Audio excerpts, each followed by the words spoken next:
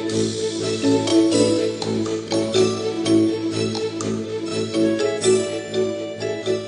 1. Home from School. Pip set out his painting things and sat down to finish his Christmas cards. "You do them nicely, Pip," said Bets, looking over his shoulder. "I wish I could keep inside the lines like you do." "You're only little yet," said Pip, beginning to paint red berries on his card. "Well, I've had another birthday, and I'm 9 now," said Bets. "I'm getting bigger. You're still 12, Pip, so I'm only 3 years behind you now." "When are the others coming?" asked Pip, looking at the clock. "I told them to come early. It's fun to do our Christmas presents together." Bets went to the window of their big playroom. "Here come Larry and Daisy," she said. "Oh, Pip, isn't it fun to be all together again?" Bets didn't go to boarding school as the others did, and she often felt lonely in term time when her brother Pip was away, and their 3 friends, Larry and Daisy Dakin and Fatty Trotville. But now it was Christmas holidays, and they were all home. Bets felt very happy. She had her brother again, and Christmas was coming. And darling Buster, Fatty's dog, would come to see her every single day.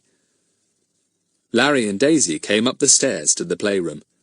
"Hello," said Larry. "Finished your cards yet? I've still got 3 to do, and Daisy's got a present to finish. We brought them along." "Good," said Pip, putting his paintbrush into his mouth to give it a nice point. "There's plenty of room at the table. Fatty's not here yet." A loud barking outside sent Bets to the window again. "It's Buster and Fatty," she said. In half a minute, Fatty and Buster were in the playroom, Fatty looking very sleek and pleased with himself, and Buster bursting with excitement. He flew at everyone and licked them thoroughly. "Hello, Buster, dear," said Bets. "Brought some cards to finish, Fatty?" asked Larry. "I've just about worked down my list." Larry and Daisy were brother and sister. Fatty was an only child, always rather pleased with himself, and Buster was his faithful companion. The 5 and Buster were firm friends. Fatty put down a thick book on the table and a very fine Christmas card, which he had done himself. Bets pounced on it at once. "Fatty, what a beauty!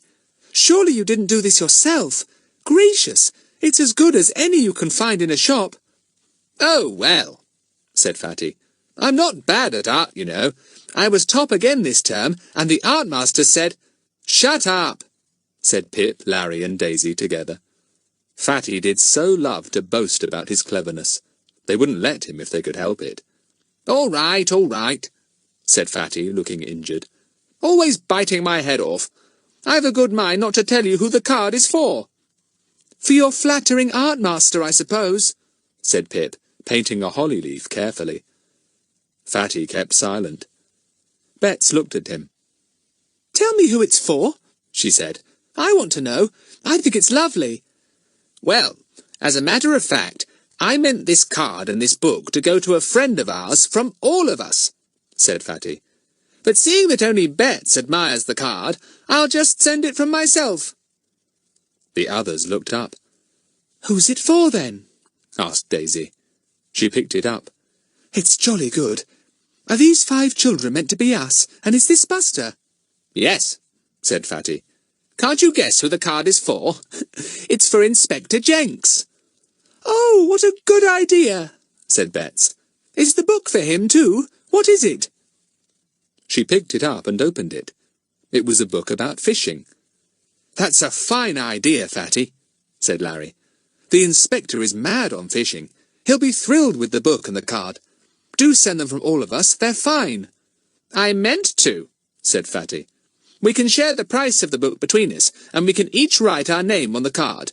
See what I've put inside it." He flicked it open, and the children bent to see what he had printed there, in beautiful, neat letters. "Best Christmas wishes from the 5 find-outers and dog." "That's fine," said Pip. "Golly, we've had some fun, haven't we, being the find-outers? I hope we'll have some more mysteries to solve." "We've solved the mystery of the burnt cottage and the mystery of the disappearing cat," said Daisy. I wonder what our next mystery will be. Do you think we shall have a mystery these halls? Shouldn't be surprised, said Fatty. Anyone seen old Clearorf yet? Clearorf was the village policeman, Mr. Goon, detested by the children. He, in turn, detested them, especially as twice they had managed to solve problems before he himself had. No one had seen Mr. Goon. Nobody particularly wanted to. He was not an amiable person at all, with his large red face and bulging frog eyes. "We'd better all sign this card," said Fatty, producing a very fine fountain pen. Fatty always had the best of everything, and far too much pocket money. However, he was always willing to share this, so nobody minded. "Eldest first," said Pip, so Larry took the pen. He was 13. He signed his name neatly. Lawrence Dakin. "I'm next," said Fatty. "I'm 13 next week. You're not 13 till the new year, Pip." He signed his name, Frederick Algernon Trottville. "I bet you never sign your full initials, Fatty," said Pip, taking the pen next. "F.A.T." "Well, I don't," said Fatty. "You wouldn't either if you had my initials. It would be just asking for trouble." Pip signed his name, Philip Hilton. Then Daisy signed hers, Margaret Dakin. "Now for you, little Bets," said Fatty, handing her the pen. "Best writing, please." Sticking her tongue well out, Bet signed her full name in rather straggling writing, Elizabeth Hilton. But after it she wrote, Bets. "Just in case he forgets that Elizabeth is me," she explained. "He wouldn't," said Fatty. "I bet he never forgets a thing. He's very clever. You aren't made an inspector of police unless you've got brains. We're lucky to have him for our friend." They were. But the inspector liked and admired the 5 find-outers too. They had been of great help to him in 2 difficult cases. "I hope we can be find-outers again," said Bets. "I think we ought to find a better name," said Fatty, putting the cap back on his fountain pen. "It's a silly name, I think, the find-outers. Nobody would know we were first-class detectives." "Well, we're not," said Larry. "We're not really detectives at all, though we like to think we are. The name we have is just right. We're only children who find out things." Fatty didn't like that. "We're more than that," he said, settling down at the table. "Didn't we beat old Mr. Goon twice? I don't mind telling you I'm going to be a famous detective when I'm grown up. I think I've got just the mind for it." "The conceit to think so, you mean?" said Pip, grinning. "You really don't know much about detectives and the way they work, Fatty." "Oh, don't I?" said Fatty, beginning to wrap up the book on fishing together with the Christmas card. "That's all you know, see? I've been studying hard. I've been reading spy books and detective books all the term." "Well, I bet you were bottom of the form then," said Larry. "You can't do that sort of thing and work, too." "I can," said Fatty. "I was top of the form in everything. I always am. You won't believe my maths marks. I only lost—" "He's off again," said Pip to Larry. "He's like a record, isn't he?" Fatty subsided and glared at Pip. "All right," he said.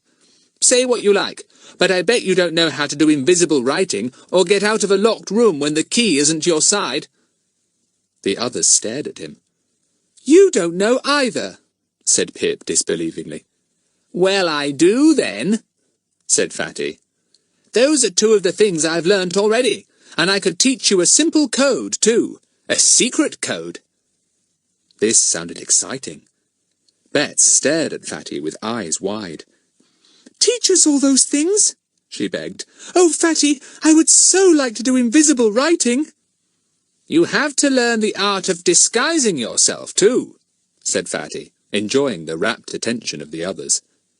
"What's disguising?" asked Bets. "Oh, dressing yourself up in such a way that people don't know it's you," said Fatty. "Putting a wig on and perhaps a moustache or different eyebrows, wearing different clothes. For instance, I could disguise myself quite well as a butcher's boy if I had a striped apron and a knife or something hung down from my belt. If I wore an untidy black wig, too, I bet none of you would know me." This was really too exciting for words. All the children loved dressing up and pretending. This business of disguising seemed a glorified dressing up. "Are you going to practice disguising yourself next term?" asked Bets. "Well, no, not in term time," said Fatty, thinking that his form master would soon see through any disguise. "But I thought I might these halls." "Oh, Fatty, can we too?" said Daisy. "Let's all practice being proper detectives in case another mystery crops up. We could do it much better then."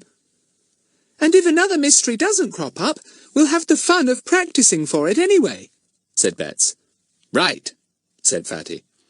"But I think if I'm going to teach you all these things, I ought to be head of the find-outers, not Larry. I know Larry's the oldest, but I think I know more about these things now." There was a silence. Larry didn't want to give up being head, though in fairness he had to admit that Fatty was really the cleverest at spotting things when they had a mystery to solve. "Well, what about it?" said Fatty. "I shan't give away my secrets if you don't make me head." "Let him be head, Larry," said Bets, who admired Fatty tremendously. "Head of the next mystery anyway, whatever it is. If he isn't as clever as you at solving it, then we could make you head again." "All right," said Larry. "I do think Fatty would make a good head, really. But if you get conceited about it, Fatty, we'll sit on you hard." "You needn't tell me that," said Fatty with a grin. "Righto, I'll be head. Thanks, Larry, that was sporting of you. Now I can teach you some of the things I know. After all, you simply never know when they might come in useful." "It might be very, very important to be able to write a letter in invisible ink," said Bets. "Oh, Fatty, do teach us something now." But Bets's mother just then put her head in at the playroom. "I've got tea ready for you downstairs. Wash your hands and come along, will you? Don't be too long, because the scones are nice and hot." 5 hungry children and an equally hungry dog shot off downstairs, forgetting everything for the moment but hot scones, strawberry jam and cake. But they wouldn't forget for long. Things sounded too exciting.